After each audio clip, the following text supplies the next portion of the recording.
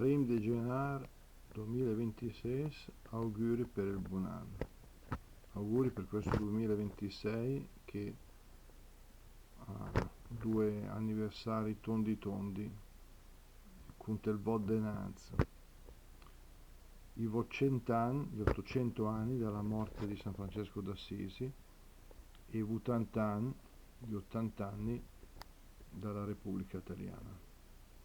Ringraziando ancora per le parole dette dal nostro Presidente della Repubblica Sergio Mattarella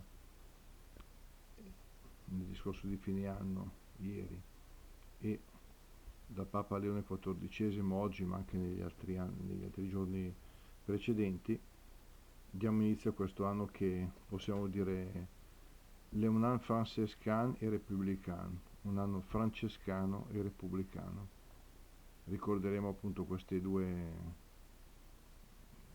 ricorrenze, queste figure importanti. Francesco d'Assisi, il 3 ottobre sarà l'800° anniversario della morte, e il referendum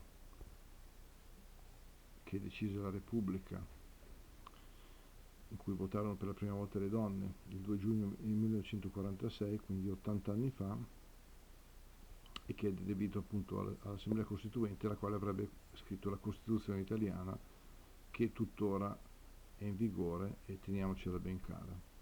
Dunque, tra il giurare di Dio e i nostri, come si chiama, padri costituenti, incominciamo quest'anno facendo tanti auguri a tutti voi e alle vostre famiglie. Ciao a tutti.